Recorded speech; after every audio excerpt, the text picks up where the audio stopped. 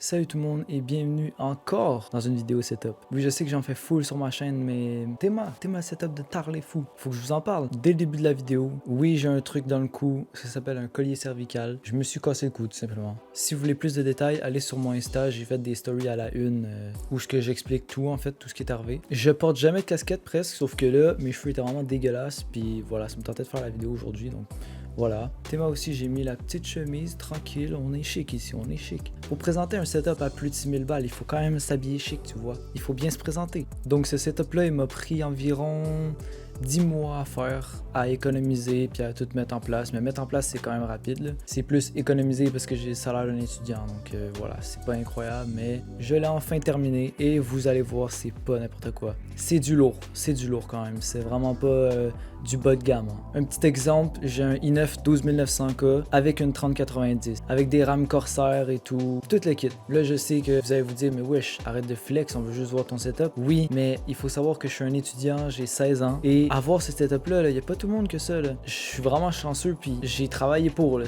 J'ai pas eu d'aide de personne. Je l'ai construit totalement de A à Z moi-même, ce setup-là. Il n'y a personne qui m'a aidé. Ben, je suis fier de moi, je suis très content de vous présenter ça. Voilà, ben, sans plus tarder, je vais vous montrer les composants et tous les périphériques que j'ai dans mon setup. Donc on va commencer par la base. Mon bureau, ma chaise, tout ce qui est en l'entour, c'est-à-dire les mousses, les LED, les lumières, tout. On va commencer par ça, puis après, ben, on va switcher sur les périphériques et tous les composants du PC. Évidemment que je vais garder le PC pour la fin, tellement le truc. Bref, juste pour vous donner une idée, là, ce PC-là, tout ce qui est à l'intérieur, ça fait un total de ça.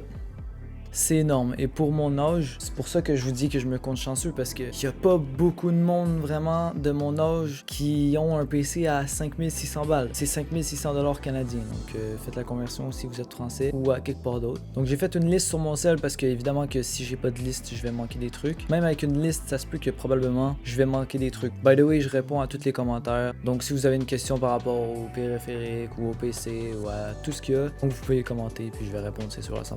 Je vais commencer par la chaise et le bureau. Les deux, je les ai reçus à Noël. C'est un bureau qui monte et qui descend normalement, sauf que le PC est tellement énorme et lourd que le bureau est pas capable de monter. J'ai vraiment eu de la misère à le mettre là, le PC. C'est de l'abus comment c'est lourd cette merde. J'ai reçu le bureau et ma chaise à Noël, donc j'ai pas les refs, mais c'est basic là, c'est une chaise gamer bleue et noire qui est très confortable honnêtement, c'est une bonne chaise. J'ai remplacé les roues parce que c'était des roues de plastique et tout dégueulasse avec des roues de caoutchouc que j'ai acheté sur Amazon.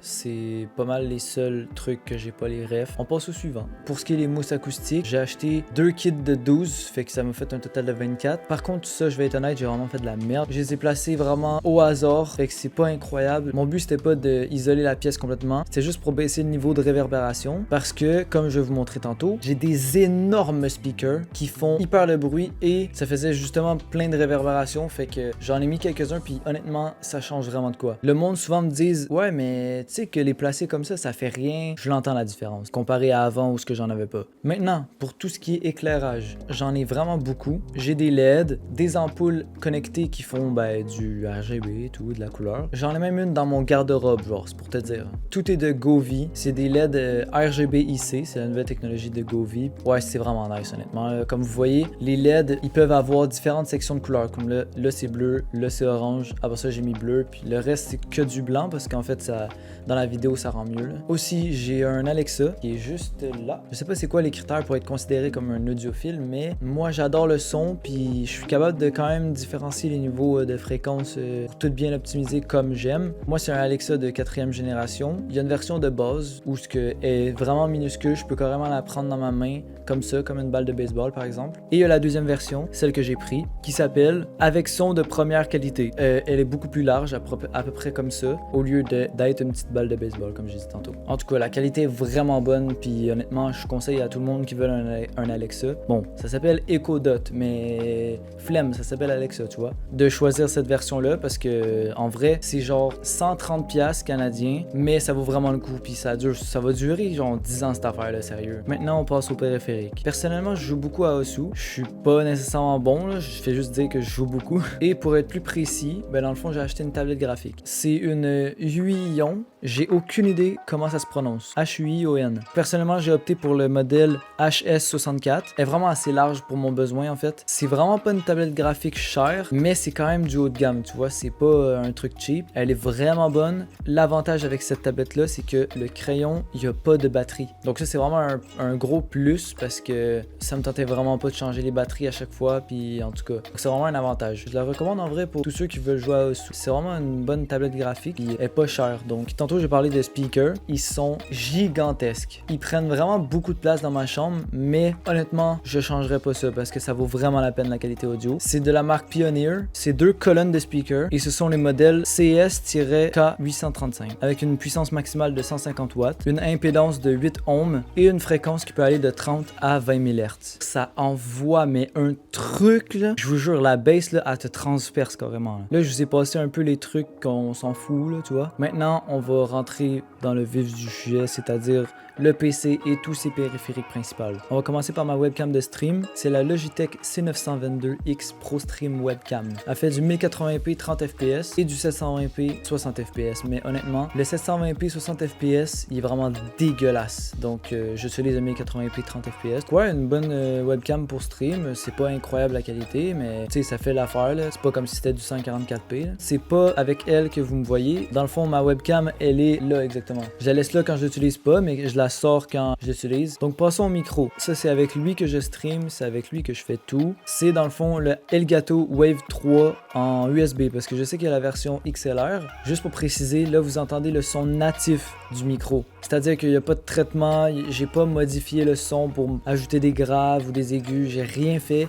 Ça sort du logiciel de Wavelink. Il n'y a même pas besoin de rien. Je veux dire, la qualité est vraiment bonne. Ça se rapproche vraiment beaucoup d'une qualité de niveau XLR. Ensuite, pour mon tapis de souris, j'ai juste été tapé sur Amazon. Tapis de souris XXL RGB. Ça m'a sorti une marque que je connaissais pas, puis je pense pas que personne là, la connaisse. C'est Raxan. Puis comme vous voyez, même pas allumé. Dans le fond, c'est que sinon il allait avoir un fil qui passait en plein milieu de mon bureau. Puis de toute façon, le RGB était vraiment pas bien géré. C'était même pas uniforme. Donc j'ai décidé de juste enlever le fil puis d'utiliser comme un tapis de souris normal. Sinon pour mon casque, c'est un Corsair Void Elite Wireless. Fait que c'est un casque sans fil, de quand même assez haute qualité. Les speakers à l'intérieur ils sont pas incroyables, on sent vraiment pas les basses, mais pour un casque gaming c'est bien correct. L'atout principal sur ce casque là, c'est le micro. Dans le sens que quand je live, mon PC il chauffe, fait que les ventilateurs ils partent au max. En plus, j'ai mon air climatisé plus une fan qui refroidit la pièce parce qu'à un moment on crève ici. Quand ça devient vraiment insupportable, je prends ce casque là, je mets le micro et puis on n'entend plus les bruits alentour. Bon, enfin, là, on est rendu dans le vif du sujet, mais le vrai vif là. Donc c'est-à-dire clavier, souris, écran et évidemment PC. Pour ce qui est du clavier, c'est un Corsair K65 mini avec des switches Cherry MX Red. Je vous disais tantôt que je jouais à Osu. J'ai pris ce clavier là justement pour ça. Il y a un taux de transfert de 8000 Hz avec un temps de réponse de 0,121 millisecondes. Je peux te dire que c'est pas mal instantané. Hein? Bref, passons à la souris. C'est une Razer Viper V2 Pro. La souris a fait jusqu'à du 30 000 dpi et elle pèse 58 grammes. Ils disent que la souris peut durer jusqu'à 80 heures. Pour être honnête, c'est sûr que c'est beaucoup plus que ça. Par exemple, ça fait depuis mardi le 23 août que j'utilise la souris. Pas que je l'ai acheté, que je l'utilise. Je l'utilise environ 5 heures par jour.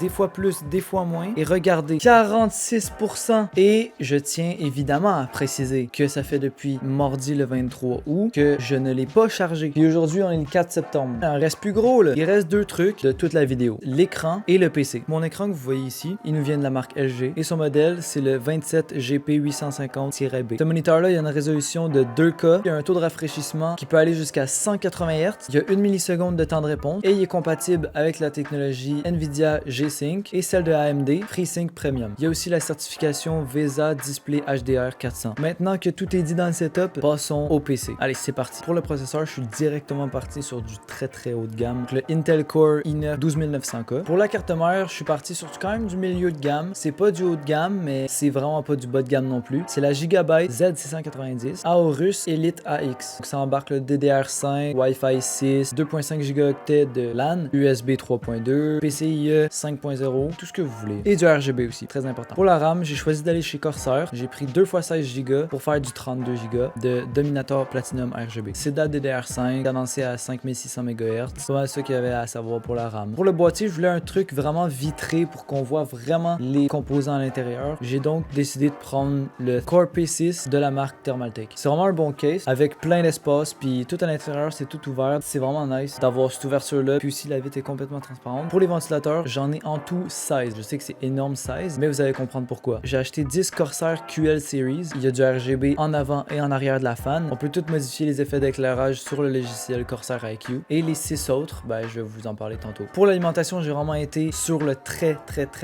haut de gamme parce que je me suis dit, si j'ai une alimentation à prendre, je vais prendre la meilleure parce que je vais l'avoir pour vraiment beaucoup d'années. J'ai pris une alimentation de la marque EVGA en français, le modèle Supernova 1600 T2. C'est une alimentation de 1600 watts, certifiée 80 plus titanium. Il y avait aussi celle de Corsair qui est 1600 watts et 80 plus titanium, sauf qu'elle coûtait vraiment plus cher pour les mêmes choses. C'est une full modulaire évidemment. Pour le stockage, le modèle, tout le monde le connaît, 980 Pro, ça peut aller jusqu'à du 7000 mégabits par seconde. C'est énorme. Fait que dans le futur, quand mon stockage va être plein, je vais en acheter d'autres, mais là j'en ai pas besoin. Je sais que c'est pas nécessairement obligé de le préciser. La pâte thermique que j'ai achetée, c'est une de Thermal Grizzly, c'est la Cryonaut. C'était genre une des meilleures. Pour contrôler toutes ces belles fans là, j'avais besoin d'un Corsair contrôleur, je sais pas quoi là. Puis il y a 6 prises là-dessus. Il y en avait juste 6 qui fonctionnaient. Pour mon refroidisseur de CPU, j'ai été quand même aussi sur du haut de gamme. J'ai pris le H150i Elite de Corsair avec l'écran LCD. Ça c'est incroyable. C'est un écran IPS qui peut aller jusqu'à 30 fps. Là-dessus on ne remarque pas pantoute que c'est 30 fps. Honnêtement, on n'a pas besoin de plus. Et enfin, pour la dernière pièce de mon PC, d'abord je voulais acheter une RTX 3080 Ti. Je fouillais un peu, puis j'ai trouvé une RTX 3090 pour le même prix que la 3080 Ti. Il y a le double de VRAM, ça va juste être un avantage. Fait que j'ai pris la 3090 au lieu de la 3080 Ti. J'ai fait des tests sur des Reels Instagram. Vous pouvez aller voir, là, je vais mettre mon nom genre ici. J'ai pas choisi honnêtement celle que je voulais parce que j'avais vraiment un bon rabais. Il en restait comme 3 en stock. Même si j'ai pas pu prendre la 3090 la plus puissante, c'est quand même une 3090, là, ça change pas. C'est la MSI Ventus GeForce RTX 3090, 24 GB de GDDR6, la version overclock. Je sais pas c'est quoi la différence ou s'il y a une version pas overclock, mais en tout cas j'ai la version overclock. Là. Bon ben c'est la fin de la vidéo. Hein. C'était juste une présentation du setup. Je ferai pas de test, je ferai pas rien. Tout est sur mon Instagram ou sur mon TikTok. Toutes les refs ils vont être dans la description. Je vais pas mettre de lien, je vais juste mettre le nom des produits que j'ai achetés exactement. Si vous voulez les acheter, ben vous irez sur le site que vous préférez. Ah oui aussi, il y en a sûrement qui se demandent si c'est des pièces usagées ou neuves. Ben tout ce que vous voyez ici alentour de moi, c'est tout neuf. J'ai pas rien acheté d'usagé parce que je me suis dit si je veux que ça dure plusieurs années, je vais tout acheter neuf. J'avais dit qu'il y avait 16 fans. Il y a 10 fans les QL Series, 3 sur mon refroidisseur de CPU. Il y en a 3 sur ma carte graphique. Donc j'ai dit il y en a 16. Aussi la fan qui est derrière mon PC pas allumée. Mon refroidisseur de CPU, il venait avec un commander de Corsair là, pour l'RGB avec 6 prises. Si on enlève les fans de la carte graphique parce que c'est pas relié à aucun commander, ben il nous reste 13 fans. 6 plus 6 ça fait 12 prises pour 13 fans. Donc j'ai dû en laisser une éteinte. Donc voilà, ben j'ai pas mal fait le tour de tout mon setup. Je sais pas si j'ai oublié de quoi, j'espère vraiment pas. Si vous voyez que j'ai manqué quelque chose, s'il vous plaît, mettez-le dans les commentaires. Comme ça, je vais vous répondre. Voilà, ben c'est ça, c'est la fin de la vidéo. J'espère que vous l'avez aimé. Voilà, même pas obligé de la like, même pas obligé de vous abonner. Juste merci d'avoir apprécié la vidéo, merci d'avoir resté jusqu'à la fin. Puis je le vois dans les statistiques, c'est qui reste jusqu'à la fin. Donc je parle à vous qui sont là en ce moment. Là. Les autres personnes ont sûrement quitté. Je vais pas étirer ça plus longtemps. Et je vous dis à la prochaine dans une nouvelle vidéo. Bye bye!